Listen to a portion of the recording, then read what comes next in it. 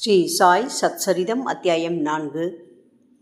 ஷீரடிக்கு சாய்பாபாவின் முதல் விஜயம், ஞானிகளின் வருகை, ஷீரடி ஒரு புண்ணிய தீர்த்தம், சாய்பாபாவின் தோற்றம், கௌலி பூவாவின் கருத்து, விட்டலின் பிரசன்னம், ஷீர்ஷாகரின் கதை, பிரயாகையில் தாஷ்கனுவின் குளியல், சாய்பாபாவின் அயோனி ஜென்மமும் அவரின் முதல் ஷீரடி விஜயமும், 3 சத்திரங்கள். முந்தைய அத்தியாயத்தில் சாய் சச்சரிதத்தை எழுத தூண்டிய சூழ்நிலைகளை விவரித்தேன். இப்பொழுது ஷீரடிக்கு சாய்பாபாவின் முதல் விஜயம் பற்றி கூறுகின்றேன். ஞானிகளின் வருகை. கீதையில் கண்ணபிரான் கூறுகிறார், தர்மம் அழிந்து அதர்மம் தலையெடுக்கும் போதெல்லாம் என்னை நானே அவதரித்துக் கொள்கிறேன். நல்லோரை காத்து தீயோரை அழிக்க யுகந்தோறும் அவதரிக்கின்றேன். இதுவே பகவானின் அவதார நோக்கம். பகவானின் சார்பாக ரிஷிகளும் ஞானிகளும் இந்த பூ உலகில் தக்க தருணத்தில் தோன்றி அவதார நோக்கம் நிறைவேறும் முகமாக தமக்கே உரித்தான முறையில் உதவி செய்கின்றார்கள்.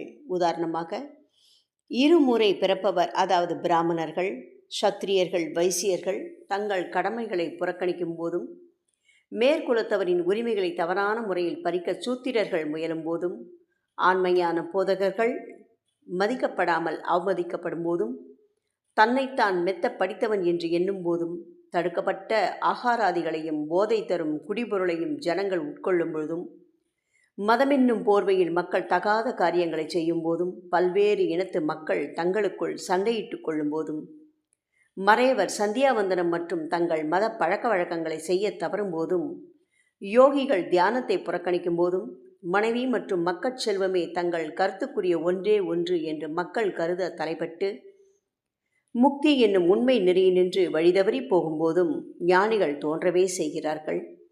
தங்கள் மொழி செயல் வழிகளால் காரியங்களை நெறிப்படுத்துகின்றார்கள்.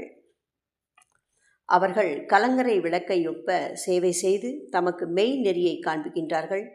இவ்வாறாக பல ஞானிகள் நிவ்ருத்தி, ஞானதேவ், முக்தாபாய், நாமதேவ், கோரா, போனாயி, ஏக்நாத், துகாராம், நரஹரி, நர்சிபாயி, சஜன்கா சாயி, சவதா, ராம்தாஸ் மற்றும் பற்பல காலங்களில் மக்களுக்கு மெய் நெறியை காண்பிக்க தோன்றவே செய்தனர். இந்த வகையில் இறுதியாக ஷீரடி சாய்பாபாவும் விஜயம் செய்தார். ஷீரடி ஒரு புண்ணிய தீர்த்தம். அகமத் நகர் ஜில்லாவில் உள்ள கோதாவரி ஆற்றங்கரை மிகவும் அதிர்ஷ்டம் படைத்தது.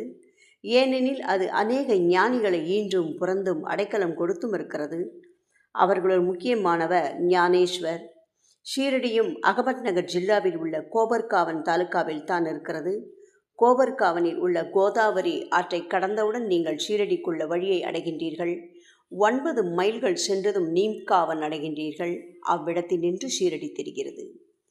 கிருஷ்ணா ஆற்றங்கரையில் உள்ள கனகாபூர், நரசிம்மவாடி, ஒளதும்பர் போன்ற மற்ற புனித கஷேத்திரங்களைப் போன்று ஷீரடியும் அறிமுகமானதும் புகழ்பெற்றதும் ஆகும். தாமாஜி செழித்து விளங்கியதும் ஆசீர்வதித்ததுமான பண்டரிபுரத்துக்கு அருகில் உள்ள மங்கள் வேடாவை போன்றும், சமர்த்த ராம்தாஸ் சஜ்ஜன்கட்டில் விளங்கியதைப் போன்றும், நரசிம்ம சரஸ்வதி நரோபாச்சிவாடியில் விளங்கியதைப் போன்றும் சாய்நாத் ஷீரடியில் செழித்து விளங்கி அத்தை வாழ்த்தினார். சாய்பாபாவின் சத்வ குணரூபம். சாய்பாபாவினால் ஷீரடி முக்கியத்துவம் பெற்றது. சாய்பாபா எத்தகைய பண்புள்ளவர் என்பதை காண்போம். கடப்பதற்கு மிகவும் கடினமான இக வாழ்வை அவர் வென்றார். சாந்தி அல்லது மன அமைதியை அவரின் அணிகலன், விவேகத்தின் பெட்டகம். அவர் வைணவ அடியார்களின் தாயகம்.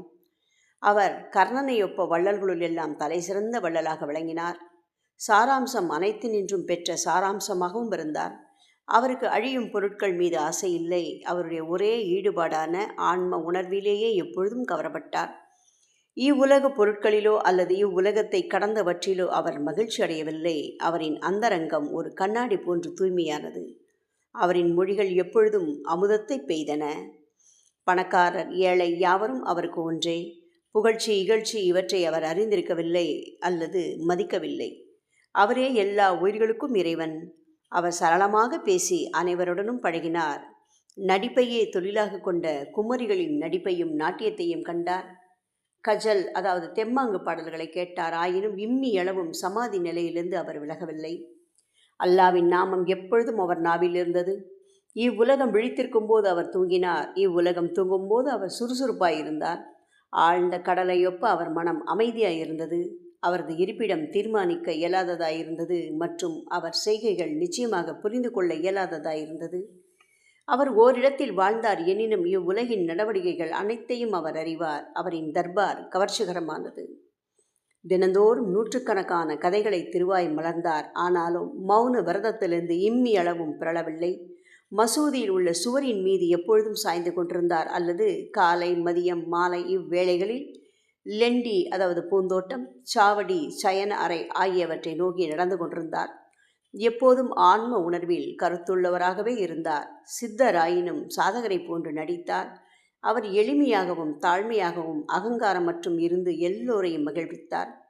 இவரே நமது சாய்பாபா.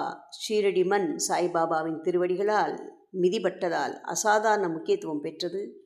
ஆலந்தியை ஞானேஸ்வரும் பைடனை ஏக்நாத்தும் உயர்த்தியதை ஒப்ப ஷீரடியை சாய் உயர்த்தினார். ஷீரடியின் புல்லின் அரும்புகளும் கற்களும் ஆசீர்வதிக்கப்பட்டவைகள். ஏனெனில் அவைகள் எளிதாக சாயின் திருவடிகளை முத்தமிட முடியும்.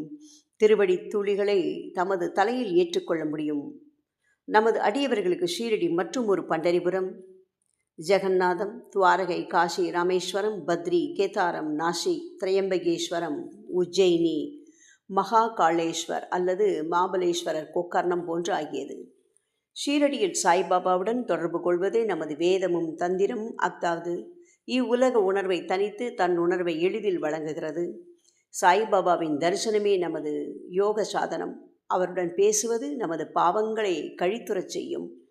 அவரின் திருவடிகளுக்கு நறுமறை எண்ணெய் தேய்ப்பதே நமது திரிவேணி பிரயாகை நீராடல். அவரின் திருவடி தீர்த்தத்தை அருந்துவதனால் நமது ஆசைகள் அற்றுவிடும். அவரின் ஆணையே வேதம். அவர் உதியையும் பிரசாதத்தையும் உன்னலை எல்லாவற்றையும் தூய்மையாக்கும். நமக்கு ஆறுதல் அளித்த அவரே நமது கிருஷ்ணர், ராமர். அவரே நமது பரபிரம்மம். அவர் தாமே மாறுபட்ட இரு வினைகளுக்கு அப்பாற்பட்டவராய் தாழ்த்தப்படாமலும் உயர்த்தப்படாமலும் இருந்தார். எப்போதும் ஆன்மாவில் சத்து சித்து ஆனந்தமாக கவரப்பட்டார். அவரின் இருப்பிடம் ஷீரடியானாலும் அவரின் செயல் இலக்குகள் பறந்து பஞ்சாப், கல்கட்டா, வட இந்தியா, குஜராத், தக்கானம், கன்னடம் ஆகிய வரைக்கும் விரிந்திருந்தது. இவ்வாறாக திக்கட்டும் நெடுந்தூரம் சாயின் புகழ் பரவி எல்லா பகுதிகளிலிருந்தும் அடியவர் திருக்கூட்டம் அவரின் தரிசனத்தையும் ஆசீர்வாதத்தையும் பெறுவதற்காக வந்தது. அவருடைய தரிசனம் ஒன்றினாலேயே மக்களின் மனம் சுத்தமாக இருப்பினும் இல்லாவிட்டாலும் கணத்தில் அமைதி அடையும். பண்டரிபுர விட்டல் ரகுமாயை சேவித்த அதே ஈடு இணையற்ற மகிழ்ச்சியை அவர்கள் பெற்றார்கள் என்றால் அது மிகையாகாது. இதுபோன்ற ஓர் அடியவர் சொல்வதை கேளுங்கள். கௌலி புவாவின் பிரகடனம். ஏறக்குறைய 95 வயதுட கௌலி புவா என்னும் ஒரு பக்தர் பண்டரிபுரத்துக்கு வருடந்தோறும் சென்று வருபவர். அவர் பண்டரிபுரத்தில் 8 மாதங்கள் தங்கினார். கங்கை கரையில் ஆடி மாதத்திலிருந்து கார்த்திகை வரை 4 மாதங்கள் தங்கினார். மூட்டைகளை சுமப்பதற்காக ஒரு கழுதையை தன்னுடனும் ஒரு சீடனை துணைவனாகவும் வைத்திருந்தார். ஒவ்வொரு ஆண்டும் தமது பண்டரிபுர விஜயத்தை செய்துவிட்டு ஷீரடிக்கு தான் மிகவும் அன்பு செலுத்திய சாய்பாபாவை பார்க்க வருவார். அவர் பாபாவை உற்று நோக்கி இவ்வாறாக கூறுவது வழக்கம். இவரே ஏழைகளிடத்தும் தீனர்களிடத்தும் கருணை காட்டும் கடவுளான பண்டரிநாத விட்டலின் அவதாரம். கௌலி புவா விட்டலின் முதிய அடியவர். பண்டரிக்கு அநேக முறை விஜயம் செய்தார். சாயிபாபா பண்டரிநாதரே என்பதை பிரகடனம் செய்தார். விட்டல் தாமே தோன்றினார். இறைவனது நாமத்தை நினைத்து கொண்டிருத்தலிலும் பாடுதலிலும் சாய்பாபா மிகவும் விருப்பமுள்ளவர். அவர் எப்போதும் அல்லாஹ் மாலிக் என்றார். தமது முன்னிலையில் மற்றவர்களை கடவுளது நாமத்தை இரவும் பகலும் தொடர்ந்து 7 நாட்கள் பாடும்படி செய்தார். இதற்கு நாம சப்தாகம் என்று பெயர். ஒரு முறை அவர் தாஷ்கனு மகராஜை நாம சப்தாகம் செய்யும்படி சொன்னார். 7வது நாளின் முடிவில் விட்டல் பிரசன்னமாவதற்கு உறுதியளித்தால் தான் அதை செய்வதாக அவர் கூறினார். அதற்கு பாபா தமது நெஞ்சின் மேல் கை வைத்து நிச்சயம் விட்டல் பிரசன்னமாவார் என உறுதியளித்து, ஆனால் அந்த பக்தன் ஊக்கம் உடையவனாகவும் பக்தியுடையவனாகவும் இருக்க வேண்டும் என்று கூறினார். டாகூர்நாத்தின் டங்கபுரி, விட்டலின் பண்டரி, ரஞ்சோடின் துவாரகை எல்லாம் இங்கே இருக்கின்றன. துவாரகையை பார்க்க எவரும் வெகு தூரம் செல்ல வேண்டியதில்லை. இவ்வாறாக அன்பாலும் பக்தியாலும் பக்தன் பொங்கிக் கொண்டிருக்கும் போதுதான் விட்டல் தாமே இங்கு பிரசன்னமாவார். சப்தாகம் பூர்த்தியானதும் விட்டல் கீழ்கண்ட விதமாக பிரசன்னமாகவே செய்தார். வழக்கம் போல குளித்து முடித்த பின் காகா சாஹிப் தீக்ஷத் தியானத்தில் அமர்ந்திருந்தார். அவர் ஒரு காட்சியில் விட்டலை கண்டார். மத்தியானம் பாபாவின் தரிசனத்துக்காக சென்றபோது பாபா ஐயமர் அவரை நோக்கி, விட்டல்பாடியில் வந்தாரா? நீர் அவரை கண்டீரா? அவர் விளையாட்டு பிள்ளை போன்றவர். அவரை உறுதியாக பற்றி கொள்ளும். இல்லாவிடில் நீ சிறிதே கவனக்குறைவாக இருப்பினும் தப்பித்து விடுவார் என கூறினார். இது காலையில் நிகழ்ந்தது. மத்தியானம் மற்றொரு விட்டல் தரிசனம். வெளியிலிருந்து ஒரு ஹாக்கார், அதாவது பொருட்களை கையில் எடுத்துச் சென்று வீதியில் விற்பவன் 25 அல்லது 30 விட்டோபா படங்களை விற்று கொண்டு வந்தான். அப்படம் காக்கா சாஹிப்பின் காட்சியில் தோன்றிய உருவத்துடன் ஒத்திருந்தது. இதை கண்டும் பாபாவின் மொழிகளை நினைவு கூர்ந்தும் காக்கா சாஹிப் தீக்ஷத் ஆச்சரியப்பட்டு மகிழ்ச்சியுற்றார். ஒரு படத்தை வாங்கி தனது பூஜை அறையில் வழிபாட்டுக்காக வைத்தார். பகவந்த்ராவ் ஷீர்ஷாகரின் கதை. பகவந்த்ராவ் ஷீர்ஷாகரின் கதை பாபா விட்டல் வழிபாட்டில் எவ்வளவு ஆர்வம் உள்ளவராக இருந்தால் என்பதை எடுத்துக்காட்டுகிறது. பகவந்த்ராவின் தந்தையார் விட்டோபாவின் பக்தர். பண்டரிபுரத்துக்கு வருடாந்தந்தோறும் பயணம் செய்யும் பழக்கமுடையவர். தமது வீட்டிலும் விட்டோபாவின் உருவம் வைத்து அவர் வழிபட்டார். அவர் இறந்த பின் அவரது மகன் வருடாந்திர பயணம், வழிபாடு, ஸ்ராத்தம் முதலியவை அனைத்தையும் நிறுத்திவிட்டார். பகவந்த்ராவ் ஷீரடிக்கு வந்தபோது பாபா அவரது தந்தையை நினைவு கூர்ந்து கூறியதாவது: அவரது தந்தை எனது சிநேகிதன், எனவே நான் அவரை இங்கு இழுத்தேன். அவர் நைவேத்தியம் படைக்காது விட்டலையும் என்னையும் பட்டினி போட்டார். எனவே அவரை நான் இங்கு கொணர்ந்தேன். அவருடன் வாதாடி வழிபாடு செய்ய வைப்பேன். தாஷ்கனுவின் பிரயாகை குளியல். கங்கையும் யமுனையும் சந்திக்கும் இடத்திலுள்ள பிரயாகை என்னும் புண்ணிய நதியில் ஸ்நானம் செய்வது மிகவும் பாக்கியமானது என்று இந்துக்கள் நினைக்கின்றார்கள். ஆயிரக்கணக்கான யாத்ரீகர்கள் குறிப்பிட்ட காலங்களில் புண்ணிய ஸ்தானத்துக்காக அவ்விடம் செல்கிறார்கள். ஒருமுறை தாஷ்கனு தான் ஸ்நானம் செய்வதற்காக பிரயாகை போகவிடும் என்று நினைத்தார்.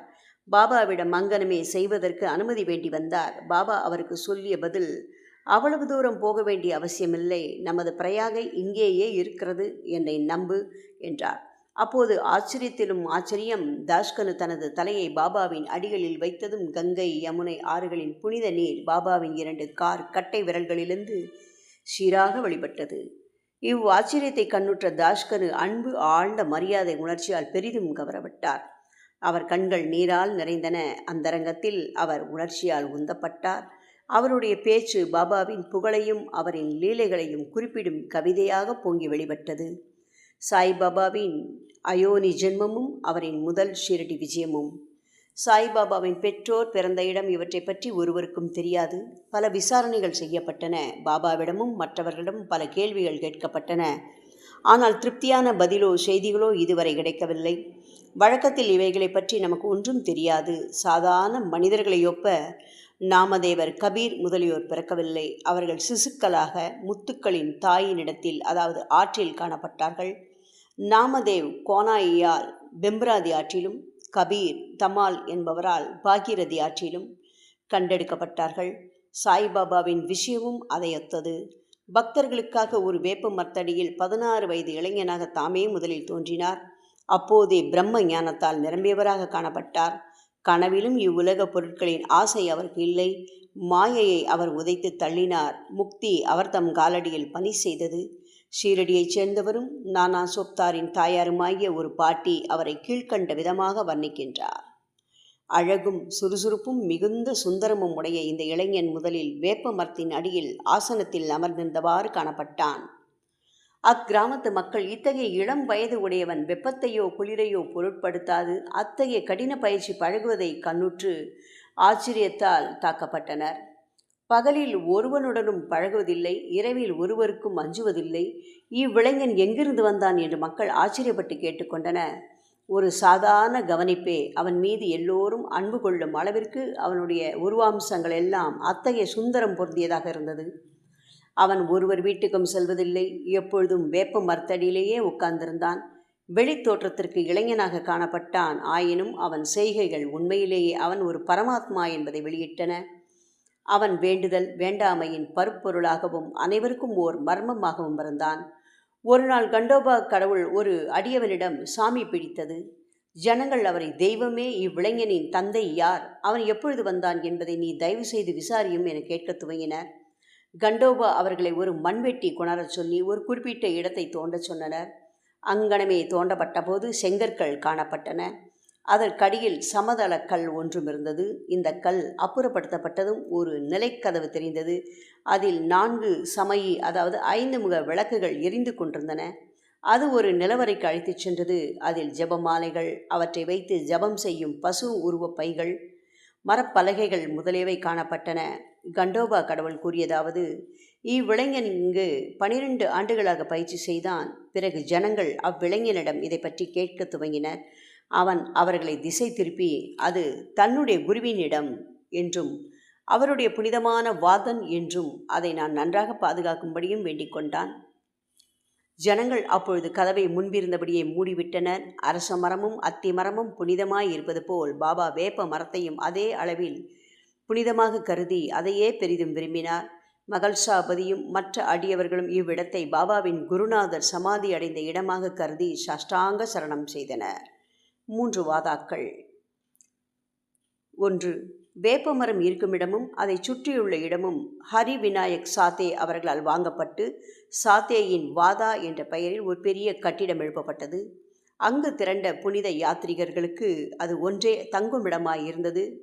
ஒரு பார், அதாவது மேடை, வேப்ப மரத்தை சுற்றி கட்டப்பட்டது. தங்குமிடமும் படிக்கட்டுகளுடன் அமைக்கப்பட்டது. படிக்கட்டுகளின் அடியில் ஒரு இருப்பிடம் இருக்கிறது.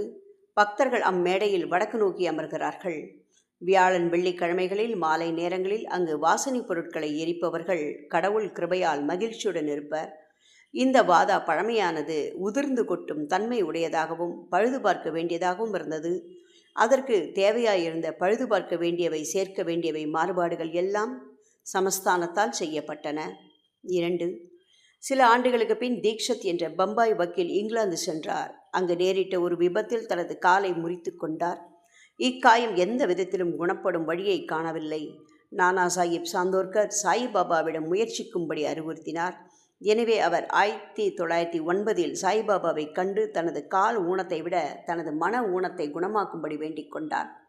சாய்பாபாவின் தரிசனத்தால் மகிழ்ச்சியுற்று ஷீரடியிலேயே தங்கிவிட முடிவு செய்தார். எனவே தனக்காகவும் அடியவர்களுக்காகவும் ஒரு வாதாவை எழுப்பினார். 10/2/1910 அன்று அக்கட்டிடத்திற்கு அஸ்திவாரமிடப்பட்டது.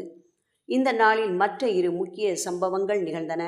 தாதா சாஹிப் கபட்டே தனது வீடு திரும்புவதற்கு அனுமதி கேட்டார். சாவடியில் இரவு ஆரத்தி தொடங்கியது. இந்த வாதா கட்டி முடிக்கப்பட்டு 1911 ஸ்ரீராமநவமி தினத்தில் உரிய மரியாதைகளுடனும் சம்பிரதாயங்களுடனும் பிரவேசம் செய்யப்பட்டது. 3. நாக்பூரைச் சேர்ந்த புகழ்பெற்ற லட்சாதிபதியான பூட்டி அவர்களால் மற்றொரு வாதா அல்லது அரண்மனை மாளிகையும் எழுப்பப்பட்டது. ஏராளமாக பணம் இக்கட்டிடத்திற்கு செலவிடப்பட்டது. ஏனெனில் சாய்பாபாவின் உடல் இவ்விடத்தில்தான் அடக்கம் செய்யப்பட்டிருக்கிறது. இது தற்போது சமாதி கோவில், அதாவது சமாதி மந்திர் என வழங்கப்படுகிறது. இவ்விடத்தில் பாபா தண்ணீர் விட்டு கவனித்து வந்த ஒரு பூந்தோட்டம் இருந்தது. முன்னர் ஒன்றுமே இல்லாத இடத்தில் 3 வாதாக்கள் எழும்பின. இவை எல்லாவற்றிலும் ஆரம்ப காலத்தில் அனைவருக்கும் சாதேவின் வாதாவே நிரம்ப பயன்பட்டது. வாமன் தாத்தியாவின் உதவியுடன் சாய்பாபா கவனித்த தோட்டத்தின் கதை, சாய்பாபா ஷீரடியில் தற்காலிகமாக இல்லாதிருந்து சாந்த் பாட்டீலின் கல்யாண ஊர்வலத்துடன் மீண்டும் வருகை, தேவிதாஸ், ஜானகிதாஸ், கங்காகீர் இவர்களின் பழக்கம், மொஹிதீன் தம்போலியுடன் பாபாவின் மல்யுத்த போட்டி, மசூதியின் இருப்பிடம், டேங்லே மற்ற அடியவர்களின் அன்பு, மற்ற பிற விஷயங்கள் அடுத்த அத்தியாயத்தில் விவரிக்கப்படும். ஸ்ரீ சாயியை பணிக. அனைவருக்கும் சாந்தி நிலவட்டும். ஓம் சாய்ராம்.